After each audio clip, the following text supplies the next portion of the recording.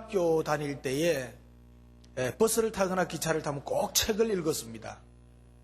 그런데 버스를 타고 책을 읽다 보면 아주 정신이 혼미해지고 속이 메스꺼워지는 것을 경험했습니다.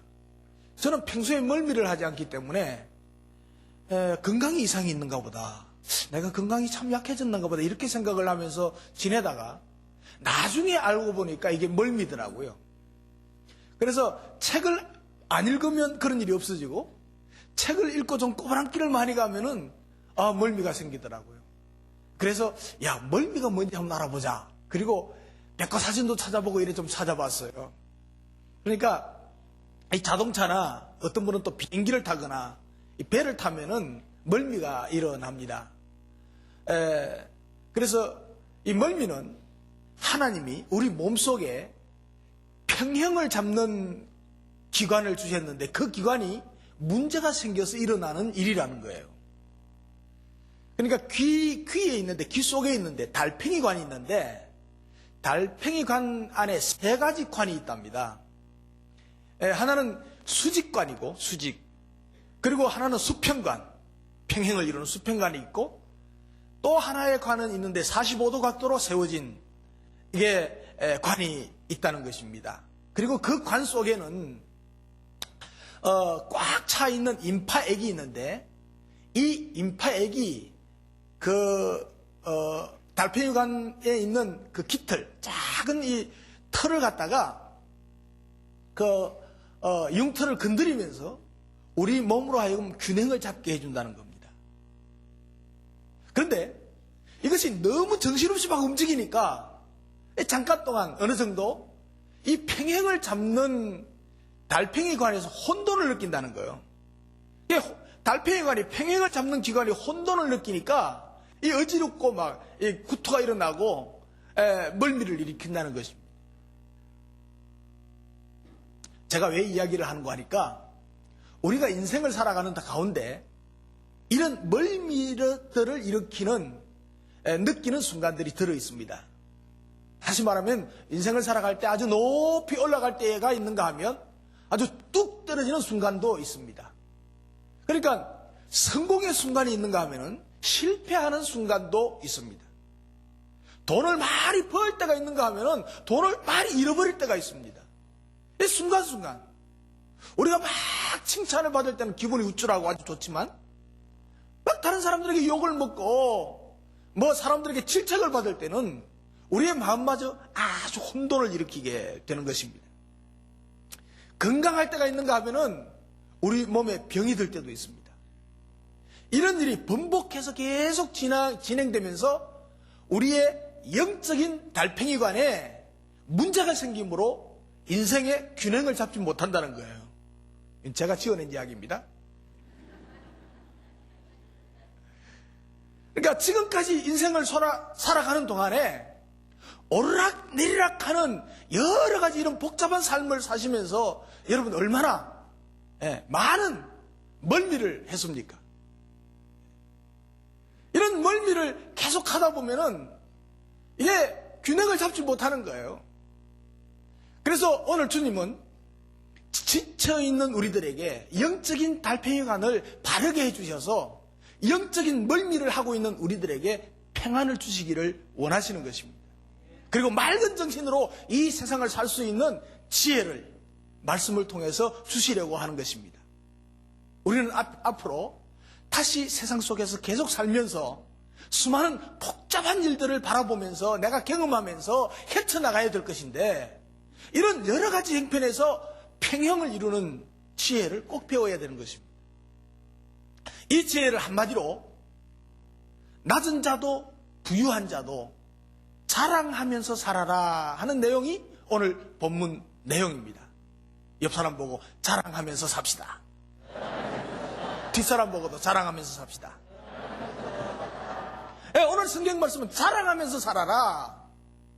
세상 사람들은 헛된 자랑을 하고 살아가는 사람이 참 많습니다. 온갖 헛된 자랑 다 합니다. 자랑이라고 합니다. 그런데 우리는 그런 헛된 세상적인 자랑이 아니고 참된 진짜 자랑을 하라는 말입니다. 그럼 뭐가 진짜 인생의 참된 자랑인가? 여러분, 인간적으로 보면 낮은 자, 곧 가난하고 지위가 없고 별 명예도 없고 이런 사람들은 부끄럽고 열등감 생기고 매우 부자연스럽게 살아가고 있습니다. 여러분, 어려서부터요 아주 가난하게 자라고, 그리고 아무런 지위를 얻어본 적이 없고 학급 반장도 못 해보고 줄반장도 못 해보고, 그리고 어떤 명예를 가져보지도 못하고 부를 누려보지도 못한 이들, 이런 전체적으로 좀 낮은 자에 있다고 생각되는 분들은 자기도 모르게 부자연스럽고 열등감을 느끼면서 살 수밖에 없다는 것이죠.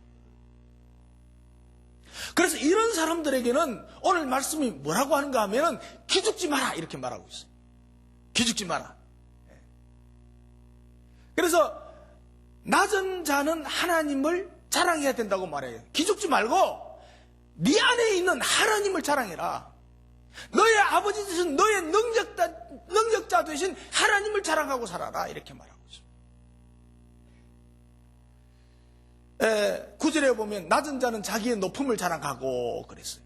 이것은 교만하라는 말이 아닙니다. 낮은 자는 자기의 높음을 자랑하는 말이 교만해지라 이런 말이 아니고 자긍심을 가지라 이런 말입니다. 다른 말로 표현하면 기죽지 말아라 이 말이에요. 다른 말로 하면은 하나님을 자랑하고 살아라 이 말이에요. 자, 옆 사람 보고 하나님을 자랑하고 삽시다. 네. 우리 옆 사람, 뒷 사람 보고 한 번 더 하나님만 자랑하고 삽시다. 네. 여러분, 오늘 본문 말씀을 쉬운 성경에서는 아주 잘 설명하고 있어요. 더 설명할 필요가 없이 설명하고 있어요. 뭐라고 했는가 하니까, 만일 가난하거든 하나님께서 자기를 영적인 부자로 만든 것을 자랑스럽게 생각하십시오. 여러분, 가난합니까? 못 배웠습니까? 별 보잘것 없습니까? 그렇다면 하나님께서 여러분들을 영적인 부자가 되게 하신 것을 자랑하라는 거예요. 예? 따라합시다. 나는 부자다. 나는 영적인 부자다. 예. 어떤 사람들은요, 외모가 못났다고, 배움이 부족하다고 움츠려듭니다. 능력이 없고 재주가 없다고 자신을 가지지 못합니다. 그리고 어떤 경우는 인간적인 부족함, 잘못된 그 시각으로 바라보기 때문에 자기가 막 부족하고 열등감이 생기고 보잘것없는 존재고 나는 막 이거 별거 아니고 나는 희망이 없고 소망이 없고 이렇게 생각하는 거예요. 여러분, 어떻게 낮은 행자가 자기의 높음을 자랑할 수 있을까? 하나님 편에서 볼 때, 하나님 편에서 봐야 돼요. 내가 나를 볼 때는 참 멍청하고 부족하고 가난하고 보잘것없어. 그러나 하나님 편에서 볼 때 현재 나는 좀 부족한 형편에 있더라도 그것을 통해서 나로 하여금 겸손하게 만들고 하나님의 더 큰 은혜와 더 큰 능력을 덧입게 하는 기회로 만들어 주시기 때문입니다. 지금 내가 부족하고 낮은 자리에 있지만 하나님께서는 나를 세우셔서 하나님을 깨닫게 하시고 하나님의 은혜를 받게 하시고 능력도 받게 하시고 그래서 나를 높이 크게 세우려고 하는 하나님의 눈으로 봐야 돼요. 가난이나 인간적인 불만족 상태에서 놓이게 될 때 사단은 그것을 통해서 우리로 하여금 낙심하게 합니다. 열등감을 갖게 합니다. 이게 사탄이 하는 일이에요. 내가 열등감을 가져가지고 죽도 못 서게 만들고 기죽게 만들고 하는 것이 사탄이 하는 거예요. 그러나 하나님은 그것을 통해서 하나님 나라의 영원한 것에 눈을 뜨도록 도와주십니다. 너무 부유하면요 하나님이 필요 없어. 하나님 보는 영안이 닫히게 돼요. 열려지질 않아요. 그래서 오히려 나의 낮고 천하고 어렵고 부족한 이것을 통해서 하나님을 볼 수 있게 되고 하나님은 나를 높여주신다는 말이에요. 베드로전서 5장 6절에 보면 그러므로 하나님의 능하신 손 아래서 겸손해라. 때가 되면 너희를 높이시리라. 하나님이 때가 되면 높여주신대요. 그러니까 하나님의 눈으로 자신을 볼 수 있어야 돼요. 이것이 영적인 사람이요. 예수 그리스도를 구주로 영접한 사람이요. 그래서 하나님의 눈으로 자기를 보는 자는 자기의 인간적인 가난과 부족한가는 비교할 수 없는 위대한 것을 가지고 있다는 것을 보게 되는 것입니다. 하나님으로부터 얻게 된 놀라운 축복으로 인해서 자기의 높음을 자랑하는 것입니다. 하나님 때문에 자기가 높아진 것을 자랑하는 것입니다. 그래서 우리가 하나님의 눈으로 현실을 바라보지 않고 하나님의 눈으로 나를 바라보지 않기 때문에 열등감이 생기지 못하고 떳떳하지 못하지, 하나님의 섭리하에서 자신을 바라볼 때는 자기의 높음을 자랑할 일이 너무 자주 일어나고 너무 많다는 사실입니다. 우리는요, 천하보다도 귀한 생명을 받은 자들입니다. 우리에게는 영적인 생명, 하나님의 생명, 영원한 생명이 있습니다. 죽어도 죽지 않겠고 영원히 사는 생명이 있습니다. 여러분, 이것만 해도요, 자랑하고 자긍심을 가져도 괜찮아요. 우리는 하나님의 자녀입니다. 하나님의 자녀가 되는 권세를 우리에게 주셨다고 그랬습니다. 하나님의 자녀가 되는 권세는 뭡니까? 하나님이 우리 아버지가 되었으니까, 자녀니까 하나님 앞에 달라고 하면 다 준대요.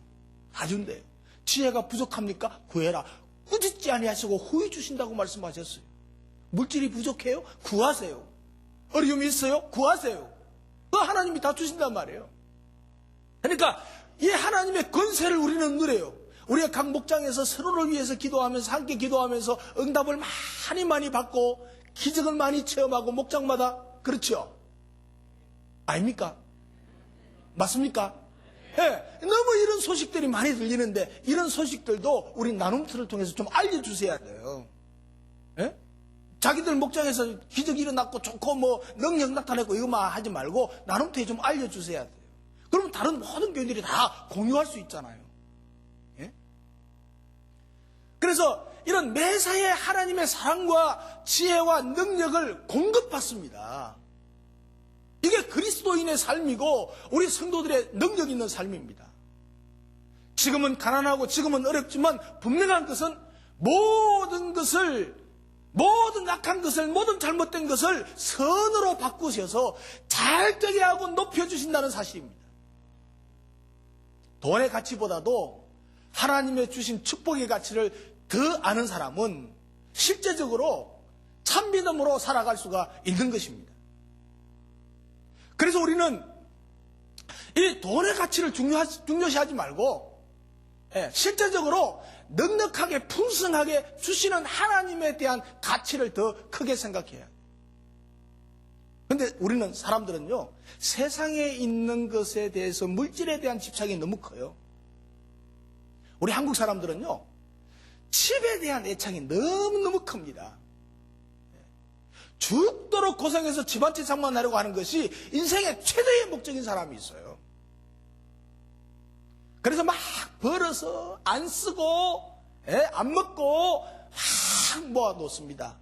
그리고 거기에서 빚내가지고 또 막 허리가 휘어져가지고 겨우 하나 장만합니다. 그런데 좋은 집은 장만해서 사는데 빚더미에 앉아가지고 빚에 짓눌려가지고 좋은 집에 살면서도 행복이 무엇인지 모르고 살아가는 사람들이 얼마나 많은지 몰라요. 이 집 하나 때문에 이 평생을 그 집더미에 눌려가지고 사는 사람들이 얼마나 많은지 아십니까, 여러분? 저는 이런 현상들을 보면서, 전세집에 살면 어때요? 이런 현상들을 살면서 모파상의 목걸이를 생각합니다. 이 연상이 돼요, 어떻게? 잘 아시죠? 요약할게요. 파티에 참석하기 위해서 친구 목걸이를 빌렸어요. 근데 잊어버리고 말았어요. 이걸 갖다가 갚아줘야 되는데 아주 값비싼 목걸이인 줄 알고 이것을 갖기 위해서 평생을 수고하고 힘들어서 일합니다. 그리고는 돈을 모아가지고 비싼 목걸이를 사다가 친구에게 갖다 줬습니다. 그 친구가 하는 말, 그것은 가짜였는데. 그것이 가짜였대요. 여러분 보세요. 가짜 목걸이 하나를 위해서 자기 인생을 다 허비하고 마는 기막힌 이야기. 이것이 하나님 없는 물질만 중요시하는 인간들의 이야기 아닙니까? 사랑하는 여러분, 우리가 아무리 가난하고 아무리 가진 것이 없다고 할지라도 그것 때문에 낙심할 거 없어요. 그것 때문에 낙심할 거 없어요. 가난하면 가난한 대로, 없으면 없는 대로, 10,000원짜리 먹을 거 1,000원짜리 먹으면 돼요. 제가 보니까 똑같아요. 저 비싼 거 많이 먹어봤거든요. 거기나 배부른 거 똑같더라고.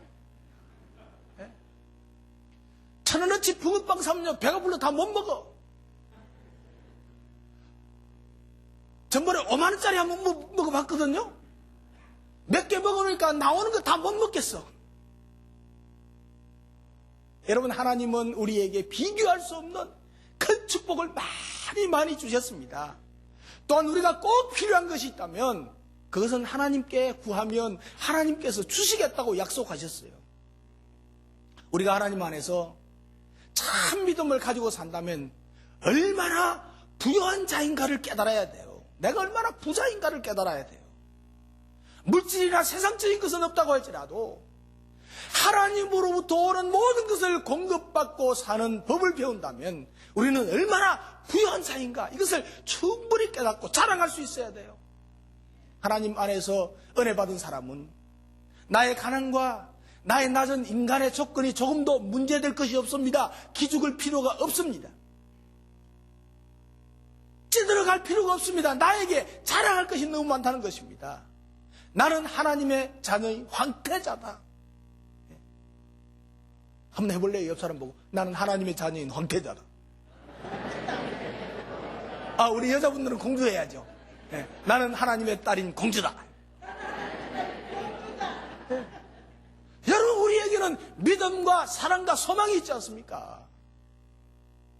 그래서 나의 내 안에 있는 내적인 부요함, 부자, 이걸 갖다가 세상 사람들이 보지 못해가지고 설령 나를 무시한다고 할지라도 오히려 나는 그것으로 인해서 만족하고 자랑하면서 살 수 있는 것이 바로 그리스도인이라는 말이에요.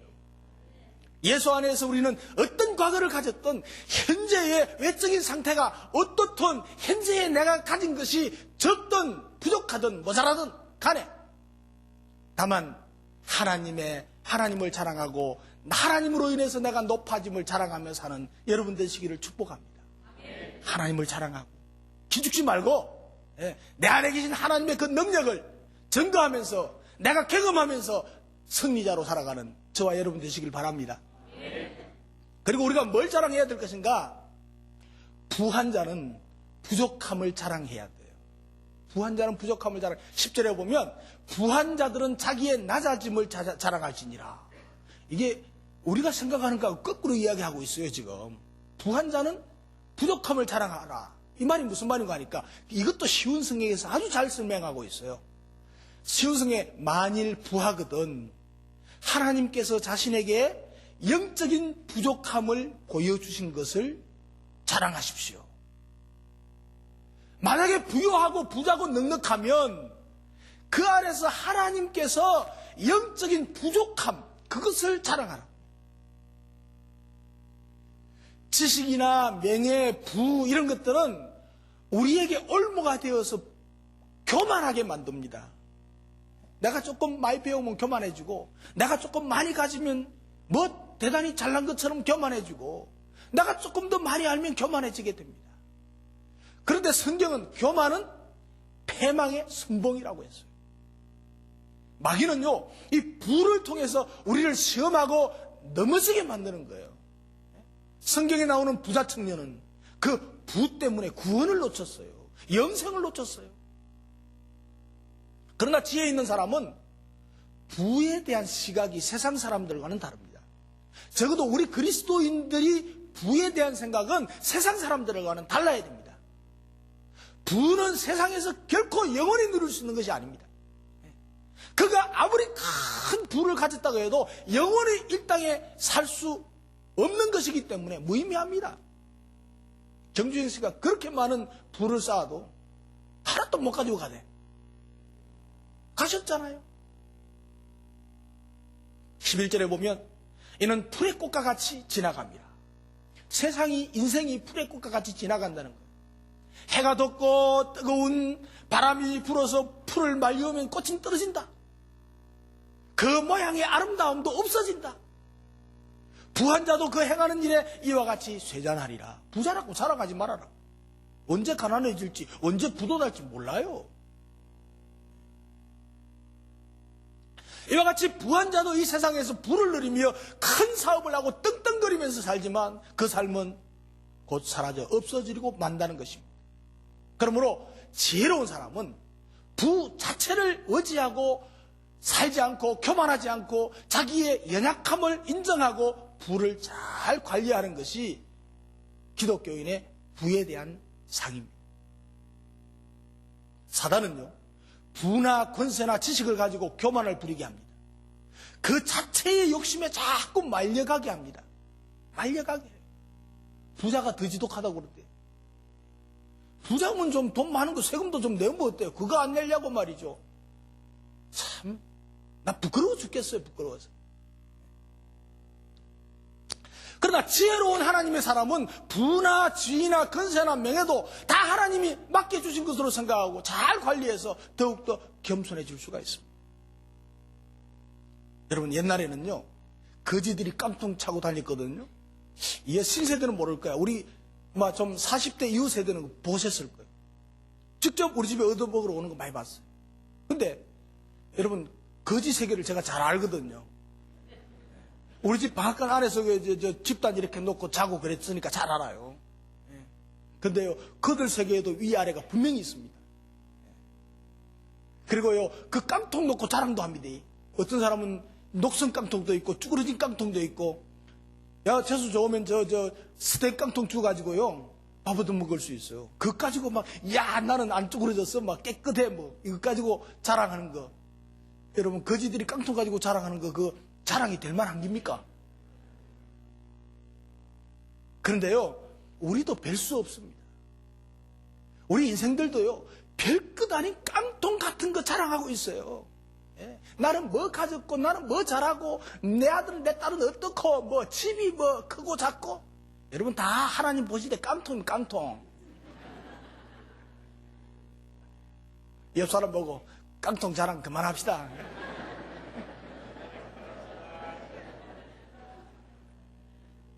한 번 더요. 옆 사람, 앞 사람 한 세 사람 이상 보면서 당신 깡통은 뭐요?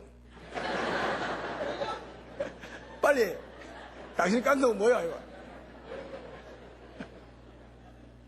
여러분, 무슨 깡통 자랑하고 삽니까, 지금? 현재 수많은 사람들이 그렇게 살고 있습니다. 가졌으면 얼마나 가졌고, 알면 얼마나 안다는 겁니까? 알면 얼마나 알아요? 여러분들이 아는 그 지식은요, 세상 전체의 지식에 비하면 억만분의 1도 안 돼요. 요만큼도 몰라요. 우리가 아무리 많은 것을 가지고 있다고 할지라도 그것은 잠시 있는 존재요, 영원한 자랑이 될 수 없다는 것을 아시기 바랍니다. 그러므로 우리가 자랑할 것은 나는 얼마나 연약한 존재인가를 자랑하는 게 진짜 자랑이라는 말이에요. 내가 얼마나 부족한가 하는 것을 자랑하는 게 자랑이라는 말이에요. 한국교회는 특별히 만연된 거리주의를 우려하고 있습니다. 심각합니다. 교회 안에 모든 직분에는 어떠한 계급의 차이도 있을 수가 없습니다. 만일 차이가 있다면 그리스도 안에서 각각 받은 은사와 직분의 차이일 뿐입니다. 높고 낮음이 아닙니다. 목사는 말씀과 성례를 힘쓰고 기도하고, 장로는 교인들을 돌아보면서 섬기고, 집사는 구제와 봉사에 전념하는 것이 직분의 일입니다. 자기 일. 직분은 어떤 일을 하는가를 말하는 겁니다. 계급이 아닙니다. 그런데 한국교회 현실은 그렇지 못합니다. 다스리고, 대접받고, 높임받고, 권세를 지려고 해요. 권세를 지려고 해요. 우리 한국교회 현실입니다. 모든 행정은 민주 절차에 따라서 되어져야 합니다. 다시 말하면 인간의 본성이 횡포를 부리지 못하도록 견제와 균형 장치가 이루어져야 됩니다. 모든 게, 교회도 그렇고 국가도 그렇고 다 그렇습니다. 그런데요, 우리 큰빛교회는 담임 목사인 저도 제 마음대로 못하는 시스템이 이미 갖추어져 있습니다. 제가 하고 싶다고 다 할 수가 없어요.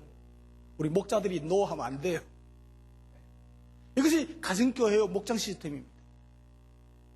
그래서 우리는 이 문제를 완전히 완전히 해결했어요. 한국교회, 우리 신학자들이 말하기를요, 한국교회의 이런 직분 문제, 권위주의 문제를 해결할 수 있는 길은 가정교회 뿐이다, 이렇게 말하고 있어요.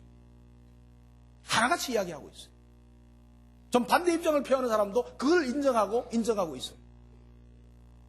지난주에 우리 최일 집사님, 무슨 함이죠? 손원일 함장, 예, 간증하셨는데, 그 다음 주에 이제 곧 이사 가신다고 우리 교역자들, 목회사역자들이 이제 식사를 대접했어요. 예, 식사를 하면서 우리 교회에 감동적인, 간증한 거 말고 또 감동적인 이야기를 하나 하시더라고. 그럼 뭘 말했는가 하니까, 한 번씩 우리 교회에 오면 구석구석 정리하고 청소하고 막 다니면서 이렇게 하시더래요. 그 사람이 눈에 띄나 봐. 그렇게 띄는데, 저분은 교회 관리하시는 그 직원인 모양이다. 관리 집사인 모양이다. 아마 이렇게 생각했나 봐요. 그렇게 쭉 계속 1년 이상 이제 이렇게 보고 왔는데, 지난 주간에 목장 분가식 했잖아요. 분가식 할 때 장로님들 올라오세요, 초원지기들 올라오세요 하니까 그분이 올라가더래요. 얼마나 놀랐다고요. 참 놀랐다고 그래요. 근데 지금 여러분 이 말 들을 때 지금 그분이 누구일까 하고 머리 굴리고 있어 지금 다. 여러분 누구신지 따져볼 필요가 없어. 제가 볼 때 우리 장로님들 10분은 똑같이 다 그래. 하나같이 그런 분들입니다. 아닙니까? 예. 뭐 건의의식이나 주장하는 분들이 없고 순수한 섬김만 있는 장로님들. 좋은 교회 아닙니까 여러분? 예. 장로님들은 물론 직분자, 또 목자나 목녀들도 낮아짐의 극치를 이루고 있어요. 예. 그래서 저는 얼마나 감사하고 자부심을 가지는지 몰라요. 섬기고 돌아보고 사랑하고 주는 일밖에 없어요. 겸손하고 낮아져서 주님께 영광 돌리는 그런 자랑이 많아지고 있어요. 그런 자랑이 많아지기를 주님의 이름으로 축복합니다. 부와 가난은 항상 우리를 시험합니다. 사단은 우리가 가난할 때 우리를 비굴하게 만들고 낙심하게 만듭니다. 또한 사단은 우리가 부할 때 우리로 하여금 교만하게 만들고 더욱더 부를 자랑하고 거드름을 피우게 만듭니다. 그래서 하나님의 은혜로부터 멀어지게 만드는 것입니다.